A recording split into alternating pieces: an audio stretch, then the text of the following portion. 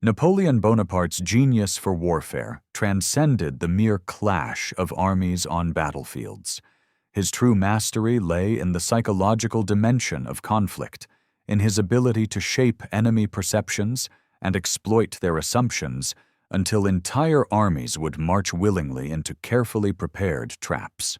Among his many strategic triumphs, one operation stands as perhaps the most audacious example of military deception in European history. A campaign where he lured 30,000 enemy soldiers into an elaborate trap that would fundamentally reshape the political landscape of an entire continent. This was not simply a battle won through superior firepower or numerical advantage, but rather a masterclass in manipulation, misdirection, and the exploitation of his opponent's fundamental misunderstanding of both Napoleon's capabilities and intentions. The campaign would demonstrate that victory could be achieved not through the destruction of enemy forces in combat, but through their psychological and strategic paralysis, rendering them incapable of effective action. The stage for this dramatic confrontation was set in the autumn of 1805, as Europe found itself once again convulsed by war. The Third Coalition had formed against France, bringing together the military might of Austria, Russia, Britain, and Sweden in a determined effort to contain Napoleon's expanding empire. The Austrian forces, confident in their numerical superiority and backed by the promise of Russian reinforcements, had invaded Bavaria, a French ally. The Austrians, led by General Karl Mack von Leiberich, believed they held the strategic advantage. They positioned their main army of approximately 30,000 men in and around the fortress city of Ulm, situated on the banks of the Danube River in what is now southern Germany. From this supposedly impregnable position, Mack expected to anchor the Austrian defensive line while awaiting the arrival of Russian armies marching west to join the coalition effort. The fortress city provided excellent defensive terrain, with the river protecting one flank and the surrounding geography offering natural barriers against attack. Mack's confidence was further bolstered by his assessment that even if the French advanced, they would follow the conventional invasion route through the Black Forest, approaching from the west where his fortifications and prepared positions would give him every advantage. Napoleon understood that the key to defeating the coalition lay not in fighting a protracted war against multiple enemies simultaneously, but in defeating them piecemeal before they could unite their forces. His strategy was elegant in its simplicity, yet devastatingly effective in execution. Rather than march directly toward Ulm and engage Mack in a straightforward confrontation, Napoleon decided to implement one of the most sophisticated deception operations in military history. He would make Mack believe that the French army was approaching from the west through the Black Forest, following what would be considered the conventional invasion route from France into Germany. Meanwhile, the actual French forces would execute a massive flanking maneuver, sweeping far to the north and then turning south to cross the Danube behind the Austrian position, cutting off Mack's army from any possibility of retreat or reinforcement. This maneuver would require moving nearly 200,000 men across hundreds of miles of territory, coordinating multiple river crossings, and maintaining absolute operational security to prevent the Austrians from discovering the true French intentions until it was far too late to react effectively.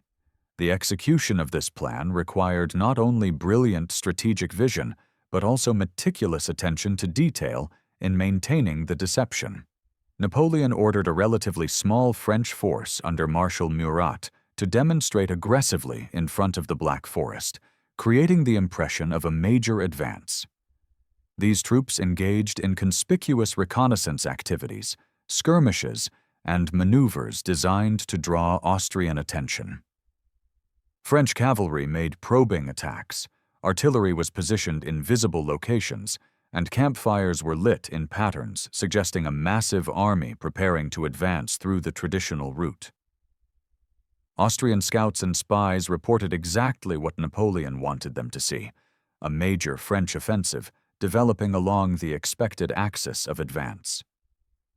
The deception was so convincing because it aligned perfectly with Austrian expectations and with conventional military wisdom about how such campaigns should unfold. Mack had no reason to doubt the intelligence he was receiving because it confirmed everything he already believed about French intentions and capabilities. Meanwhile, the main body of the Grande Armée, numbering nearly 200,000 men, began one of the most remarkable forced marches in military history. These troops moved with extraordinary speed through regions where the Austrians had virtually no intelligence network. Napoleon had spent years developing the organizational systems that made such rapid movement possible. His corps system, which divided the army into self-contained units capable of independent operation, allowed the French forces to advance along multiple parallel routes, reducing congestion while maintaining the ability to concentrate rapidly when needed. Supply wagons were pre-positioned along the routes of march. River crossings were secured through advance parties and diplomatic arrangements with sympathetic German states, and the entire operation was coordinated with a precision that seemed almost impossible given the communications technology of the early 19th century. Each corps moved according to carefully timed schedules, with staff officers maintaining constant communication through mounted couriers. The level of organizational sophistication required to move such massive forces while maintaining their combat effectiveness was unprecedented in European warfare. The French troops covered astonishing distances each day, often marching more than 20 miles while maintaining their combat effectiveness. Officers who had served under other commanders were amazed at the pace Napoleon demanded and the efficiency with which his staff orchestrated the movement of such massive numbers. The soldiers themselves, though exhausted, were motivated by their faith in Napoleon's leadership and their understanding that speed could save lives by catching the enemy unprepared. As one French officer later wrote, they knew that every mile they covered quickly was potentially a mile they would not have to fight over later. The physical demands were enormous. Soldiers marched through rain and mud, crossed rivers on hastily constructed pontoon bridges, and maintained discipline even as fatigue threatened to break down unit cohesion. Yet the Grande Armée held together, a testament to both the quality of French military organization and the powerful morale that Napoleon had instilled in his forces. General Mack, meanwhile, remained fixated on the threat he believed was developing to his west.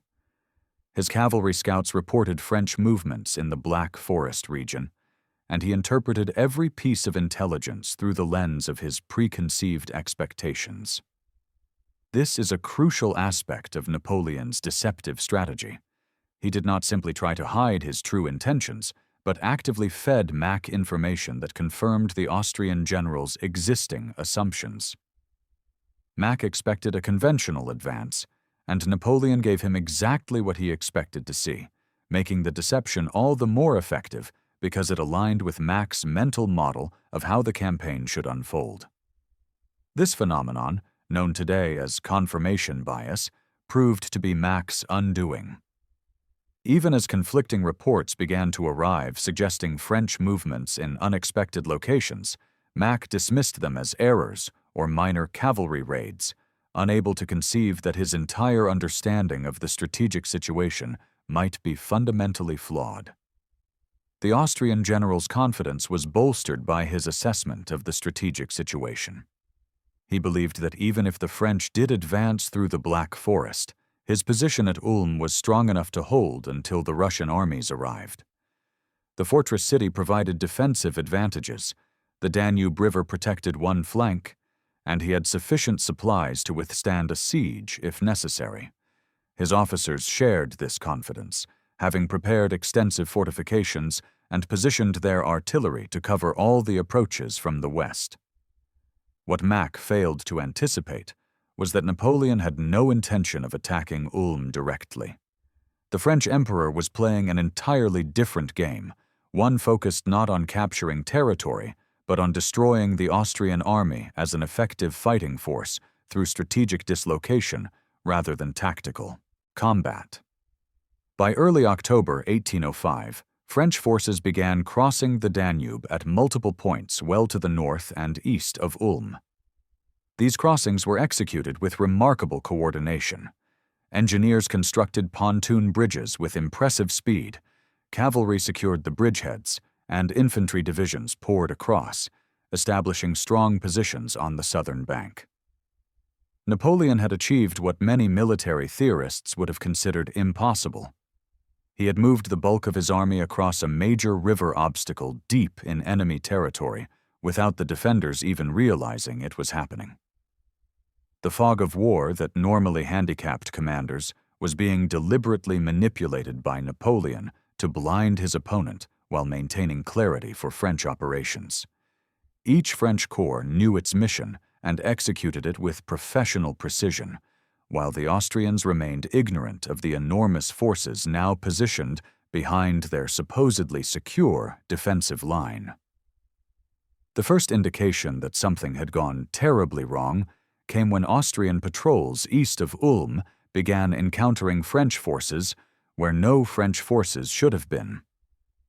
Initial reports were dismissed as errors or as minor raids by cavalry detachments.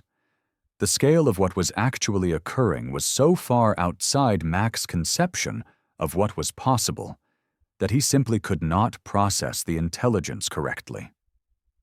This cognitive dissonance, this inability to abandon a flawed mental model even in the face of contradictory evidence, is one of the most profound lessons of the Ulm campaign. Mack had committed himself to a certain understanding of the strategic situation, and changing that understanding would have required admitting that his entire operational plan was fundamentally flawed. For a proud professional officer, such an admission was psychologically almost impossible until the evidence became so overwhelming that denial was no longer tenable. As more reports arrived, however, the reality could no longer be denied. French corps were appearing in strength to the east, north, and south of Ulm. Rather than facing a French army approaching from the west, Mack discovered that he was already surrounded by French forces that had somehow materialized behind his position. The trap had been sprung with devastating precision. Napoleon had not simply outmaneuvered the Austrian army, he had completely inverted the strategic situation. What Mack had believed was a strong defensive position had become an indefensible pocket, cut off from supplies, reinforcements, and any line of retreat. The psychological shock of this realization spread through the Austrian command structure, as officers who had been confident of victory just days before now confronted the nightmare scenario of complete encirclement by a superior force. The Austrian general now faced a catastrophic scenario. His army of 30,000 men was encircled by French forces that outnumbered them several times over. The Russians, who were supposed to reinforce him, were still hundreds of miles away and had no chance of arriving in time to break the encirclement. Every road leading from Ulm was blocked by French troops. The Danube, which Mack had counted on as a defensive barrier, had been crossed by the French at multiple points and now served instead as another wall of the trap. The supplies that had seemed adequate for a defensive stand were now revealed as insufficient for a prolonged siege with no hope of resupply. Morale among the Austrian troops, which had been high when they believed they occupied a strong position, began to plummet as the reality of their situation became apparent. Mack's initial response was to attempt a breakout. He ordered portions of his army to attack the French positions in different directions, hoping to find a weak point in the encirclement. These efforts were doomed from the start. The French corps system meant that any Austrian attack would face not just light screening forces, but substantial, well-positioned units capable of holding their ground while other French forces converged on the breakthrough attempt. Austrian cavalry charges were met with disciplined French infantry formations that had years of experience defeating such attacks. Artillery duels consistently favored the French, who had better positions and interior lines for moving guns to threatened sectors. Infantry assaults were repulsed with heavy casualties as French defenders took advantage of prepared positions and supporting fire from adjacent units. One particularly desperate Austrian attempt to break through involved a night attack led by General Franz von Wernicke, who managed to escape Ulm with approximately 8,000 men. For a brief moment, it appeared that at least a portion of the Austrian army might fight its way to freedom. However, even this partial success was temporary. French forces pursued relentlessly, and within days, Wernicke's force was cornered and compelled to surrender. The failure of these breakout attempts demonstrated just how thoroughly Napoleon had sealed the trap. The French positions were not simply a thin cordon that might be pierced with determination, but rather a layered defense in depth, with fresh reserves positioned to respond to any Austrian move. Every escape route had been anticipated and blocked. Every possible Austrian countermove had been considered and prepared for in advance. As the situation became increasingly desperate, Mack opened negotiations with Napoleon. The Austrian general initially tried to buy time, hoping that something might change the strategic calculus. Perhaps the Russians would arrive sooner than expected, or perhaps the political situation would shift in ways that would compel Napoleon to redirect his forces elsewhere. Napoleon, however, had no interest in prolonging the situation. He offered Mack straightforward terms. Surrender the army, and the officers and men would be treated with honor, according to the customs of warfare. Refuse, and the French would assault Ulm, with all the attendant casualties and destruction that would entail. Napoleon made it clear that he had no personal animosity towards the Austrian soldiers, and that continued resistance would serve no purpose except to cause unnecessary suffering. The psychology of this moment is worth examining closely. Mack was being asked to surrender an army that was still largely intact, supplied, and fortified in a strong position. Under normal circumstances, military honor would have demanded that he fight to the last. However, the strategic situation was so hopeless that continued resistance would not have been courage, but rather senseless sacrifice. Napoleon had maneuvered the Austrians into a position where surrender was not just the pragmatic choice, but arguably the moral one. Further fighting would only kill soldiers who could not possibly affect the outcome. Mack consulted with his senior officers, many of whom had initially urged continued resistance, but now reluctantly acknowledged that their commander had no good options remaining. On October 20, 1805, barely 2 weeks after the trap had been sprung, General Mack formally surrendered. The scene of the capitulation was carefully choreographed by Napoleon to emphasize both his victory and his magnanimity. The Austrian soldiers were allowed to march out of Ulm with their weapons, colors flying and bands playing, before stacking their arms in front of the assembled French forces. The Austrian officers were permitted to keep their swords in recognition of their honorable conduct during the campaign. Approximately 30,000 Austrian soldiers became prisoners of war in what was one of the most lopsided strategic victories in modern military history. Napoleon had achieved the destruction of an entire enemy army without fighting a single major battle, a feat that would have seemed impossible to military commanders of previous generations. The immediate military consequences of Ulm were profound. The Austrian forces that were supposed to form the backbone of the coalition's defensive line had been eliminated as a fighting force. The road to Vienna now lay open to Napoleon, with only scattered Austrian detachments and the still distant Russian armies standing between the French and the Habsburg capital. More importantly, Napoleon had bought himself precious time to deal with his enemies sequentially rather than simultaneously. By destroying Mack's army before the Russians arrived, he had prevented the coalition from achieving the numerical superiority that might have overwhelmed even his tactical brilliance. The strategic balance in Central Europe had shifted dramatically in France's favor in the space of just 2 weeks. The broader strategic implications rippled across Europe. The Ulm campaign demonstrated several revolutionary military concepts that would influence warfare for generations. Napoleon had shown that operational maneuver, the movement and positioning of forces before battle, could be as decisive as tactical excellence in combat. The emphasis on speed, deception, and the concentration of force at the decisive point became hallmarks of Napoleonic warfare that military theorists would study for the next 2 centuries. The campaign proved that victory could be achieved through dislocation and paralysis rather than destruction. By placing the enemy in an impossible strategic position from which the only rational choice was surrender.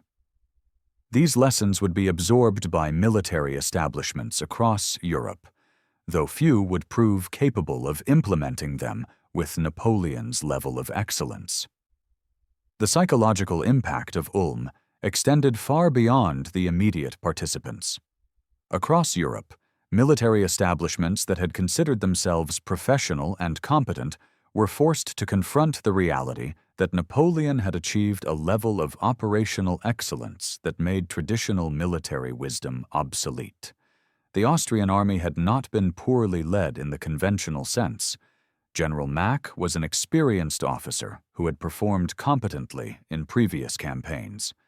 What he lacked was not courage or dedication, but rather the conceptual framework necessary to understand and counter Napoleon's revolutionary approach to warfare. This realization sent shockwaves through every European capital, as military planners struggled to comprehend how their carefully developed doctrines and time-tested methods had been rendered irrelevant by French innovations. For Austria specifically, Ulm was a devastating blow not just militarily, but psychologically. The surrender occurred on Austrian soil, demonstrating that even fighting in defense of their own territory, the Austrians could not match French operational skill. The loss of 30,000 men represented a significant portion of Austria's trained military strength, men who had been equipped and trained at considerable expense, and who now would sit out the remainder of the war in French prison camps. Perhaps most damaging was the impact on Austrian morale and on the confidence of Austria's allies. The Russians, still marching westward, now understood that they would face Napoleon without the Austrian support they had counted on. The British, funding the coalition with subsidies and supporting it with their navy, began to question whether their continental allies could effectively resist France, no matter how much financial support was provided. The political ramifications were equally significant. The Holy Roman Empire, that ancient political structure that had dominated Central Europe for centuries, would be formally dissolved within months, partly as a consequence of the military situation that Ulm had created. Napoleon's victory demonstrated French hegemony over the German states in a way that could not be ignored or rationalized. Minor German princes, seeing the fate of those who opposed Napoleon, increasingly aligned themselves with France, recognizing that their survival depended on accommodation rather than resistance. The balance of power that had characterized European international relations for generations was fundamentally altered, with France now clearly dominant on the continent and other powers forced to adjust their policies accordingly.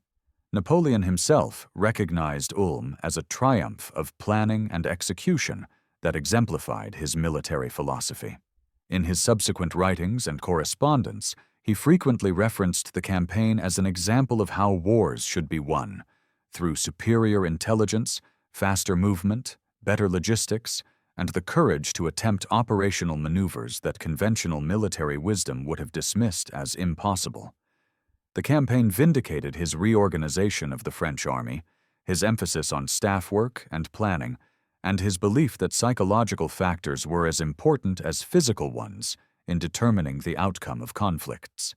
For Napoleon, Ulm represented warfare elevated to an art form, where intellectual superiority could substitute for the bloody attrition that characterized most military campaigns.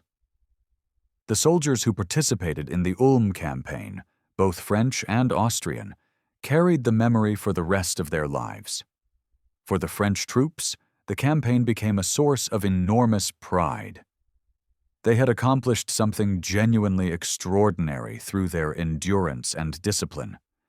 The speed and distance of their march, the precision of their execution, and the magnitude of the victory all contributed to a sense of invincibility that would characterize the Grande Armée for years to come.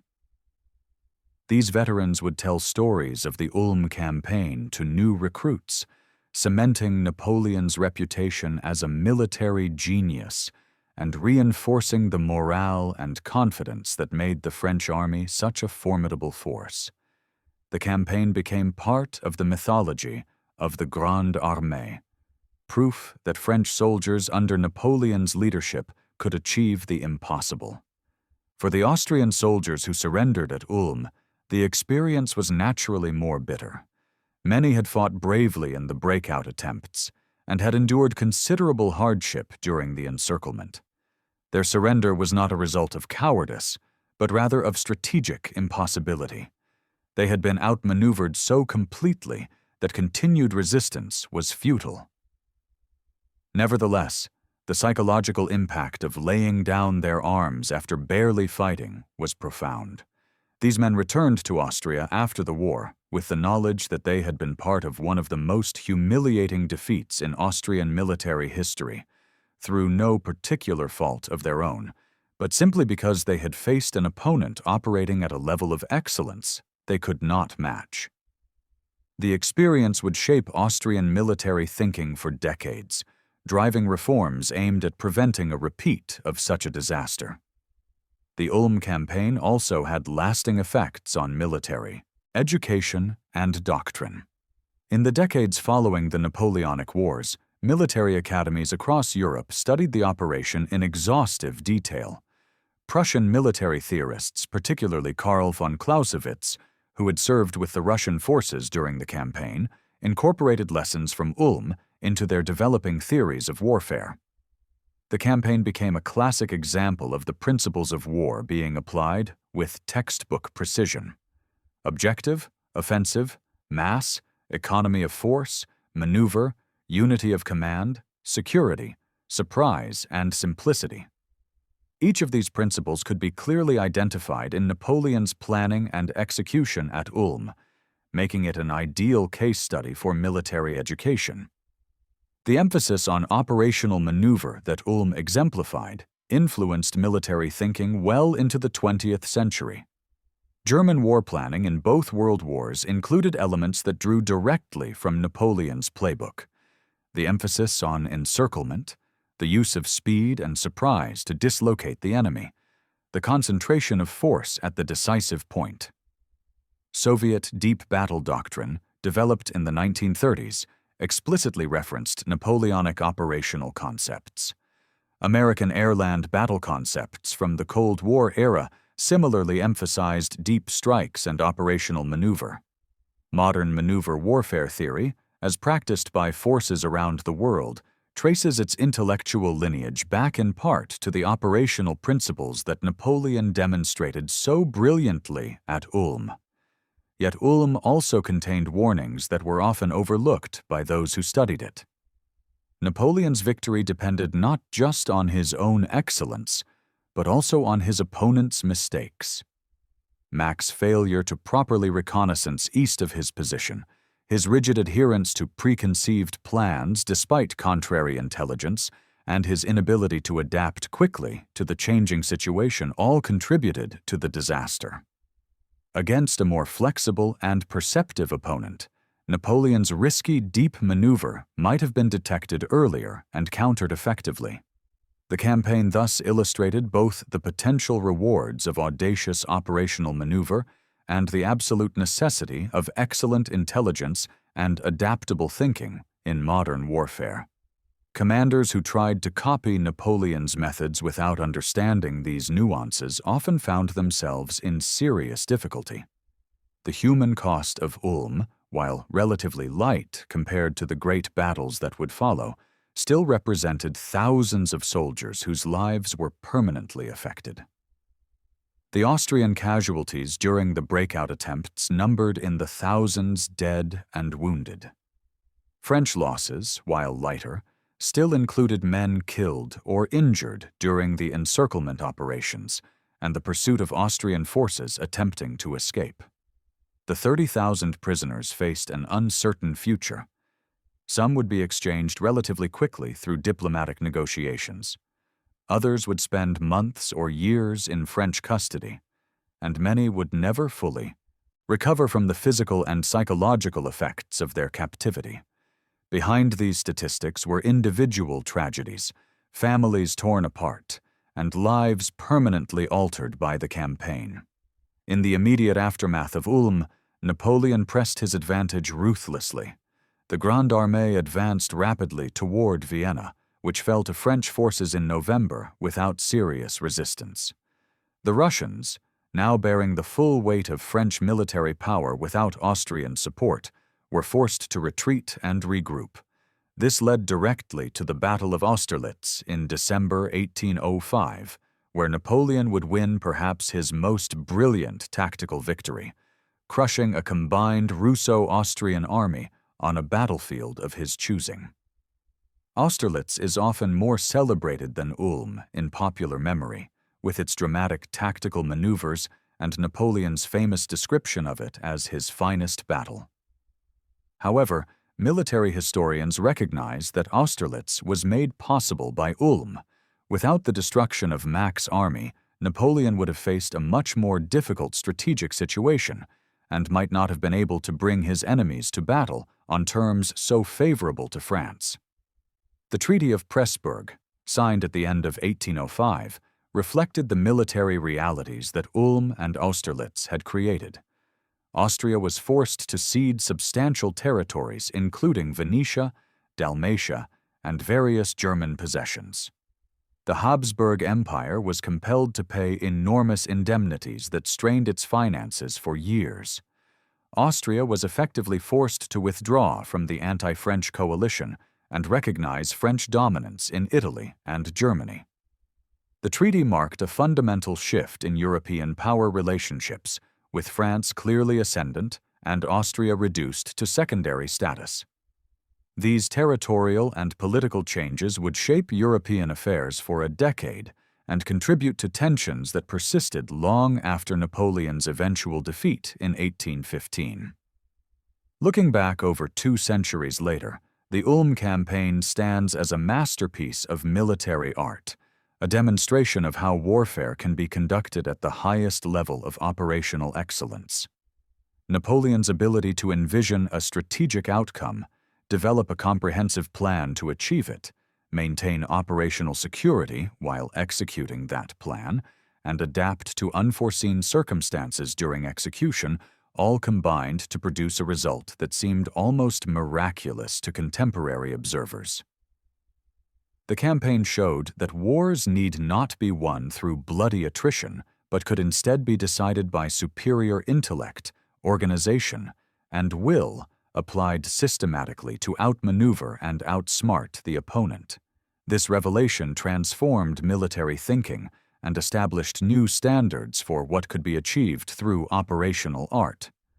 The trap that Napoleon laid at Ulm was not a simple deception, but rather a comprehensive operational system that exploited every advantage the French possessed.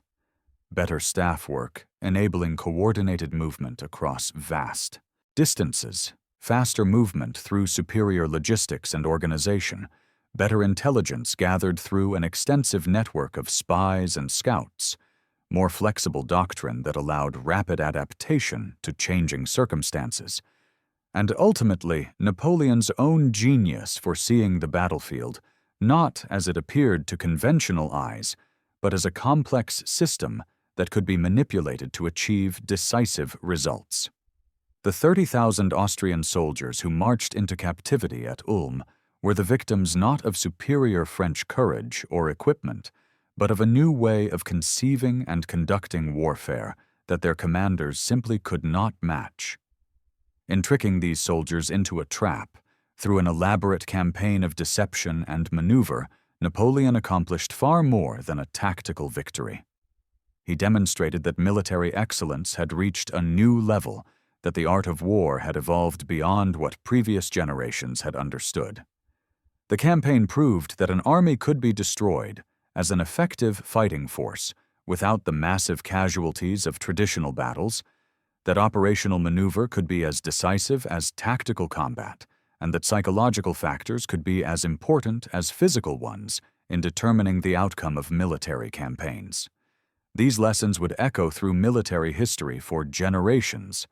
The broader impact on Europe was equally profound.